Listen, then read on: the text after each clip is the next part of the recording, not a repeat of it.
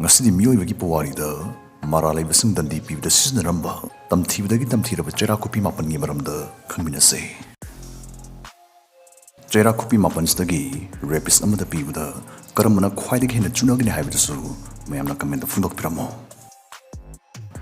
Number 9. The Brazen Bull. Sigi Sicilian Bull hainus khangnaba Cheirak kupi se thaina ariba Krista siznarambane. Masna bronze hariba koriga kongonga pullaga semba dhatusna asengba chaw sangba chapmanaba dugma sannatragi iroi labagi murti ama semgane. Murti sigi nakalda thong ama pale. Sibigi Cheirak phangdorgi misakto sigi thongsida sangan khini adai thongsilon silaga sandang sigi makhadai mai thajinduna midu sidri faw hingna lawgani yaigani.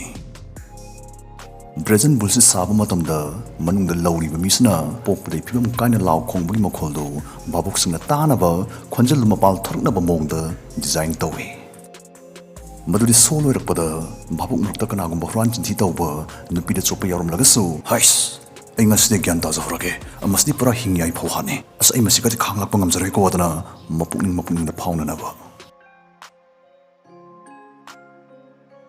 Number 8. Iron Maiden.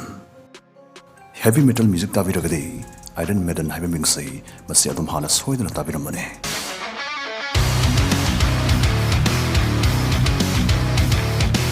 Bands nama hoigi band mamingsi miot mihakta siznaba torture device amada gilawraga thonkibane. Cheirak khulai amada gilawraga thonkibane.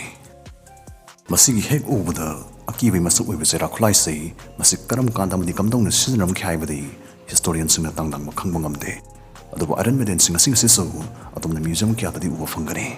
Sajik Thaba Management Private Limited ki makhada hodokjariba thaba kithel hariba online service delivery platforms na miyamda service contract ki mathakta atumudongi yumda service pizari. Thaba kithel na pizari services singa dode architecture, astrology, automobile repairing and road assistance, barber, beauty salon, carpentry, car wash, cobbler, dog trainer, electrician, fine art, flex printing and advertising services, home theater, household appliance repairing, house painting, housekeeping and helper, interior design, kitchen appliance repairing, light and sound services, mason, massage, master chef, medical assistant, pet care, fishing service, photography and videography, physiotherapy, plumber, poloi service, public carrier, tent service, tiles work and repairing, toilet and bathroom cleaning, washing and ironing clothes, water tanker and drinking water, welding and steel works. Adongi kudong chana kudamag athuba madamda thabak kithel epsilons tawziragani. Mathakta panjakriba thabak singasda thabak subining partners na masimang register toksin biho. Akakna basit masingni. Partners na free the registration tawbiba yagani. Registration kidamag www.thabakithel.com da jangbiyo. Akupa marul kidamag Sajik Thaba Management Private Limited Thawal Thokpam near DC Complex Thawal da koithokbiro. Natraga screen da hapsariba number singsta paw phobiro. Iron Maiden si ahan boina Germany da saki boigani thajane. Masi yengda mag masaksi Egypt ki mami haifet male. Magi thonga gi manung thangba sarukse sin thungna hu ka khai thorba tumma machin sing pale. Madudi Iron Maiden gi manung da sangkhiba midu thonglon sin matamda. Number 7. Spanish Donkey. Masi nupi nupa matna tongba pamoi doba adungba donkey ni Lola ne. Masna Cheirak phangdorga midu sigi ugi triangle mong manba pasak staida phamthan gane. Adom sobiram gane pochigi yang tekti yauribasi masi asapona matanate athawu machintum basingne. Masna private area yauna faigan karang na chingba thindarhanaba sumaina victims ki makhongda nungdum ni khangde karigba aruma pot amana matam sangna yan thanduna thamgane lakna duna thamgane. Sigi Cheirak kupi se American Civil War matamda janaki hairi. Sigi Cheirak kupi sidi matam pumbada mi sidi mi kharamna siba kharamna mapunsigi soinai batawe. Number 6. Breast Ripper. Sigi gator katsna paida pairamba manba khulai se nupi Cheirak pibda siznai. Masi mai hana fazana iklaga nupi ki breast ko thokpa hogaidana chingthokpa siznai. Sigi khulai se thakrab nupi sing breast yauraroi ihingna hing iho hoduna lehogane. Kutakta natragaso mahing matai changduna infection thoktuna sikalle. Sigi khulai si maruina okta bising amadi posem jadu sana bising da sina ki haire.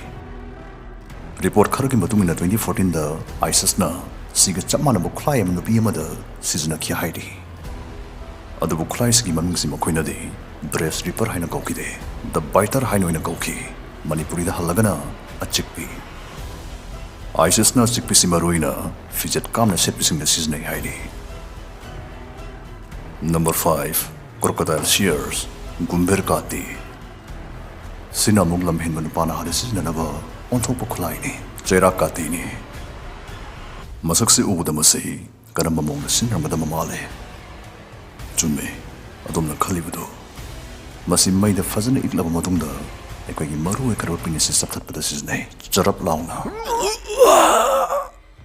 gumbir kati simaruina nimthau hana honrakpasing Cheirak pibada sizna kya hairi masi sunde pinis kak sapthatpada so sizna de pinis sapthatpa loiraba matung khongsa khusana singba sapthatpada so siznai.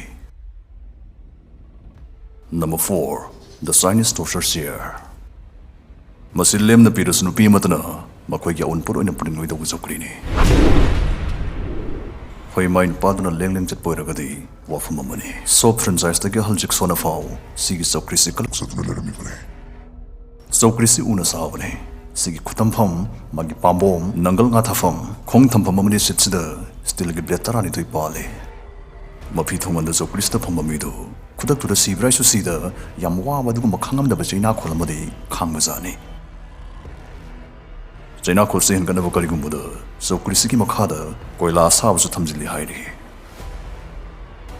Number 3 Chinese water torture handak isti imring ama fauthondaba yam jaganaba makhal gi Cheirak khupini somdawe misi sumaina pulla thamaga magi akaknaba makoki mapama khaktada isingse sumaina drop thadarakane somdo usna midu gi hakjang da physical pain phone ragaso yam haina da khangam da feeling ma phone duna ni humni sum tawslagadi midu pain phabu chu helidana yam ari wala riksung da irame.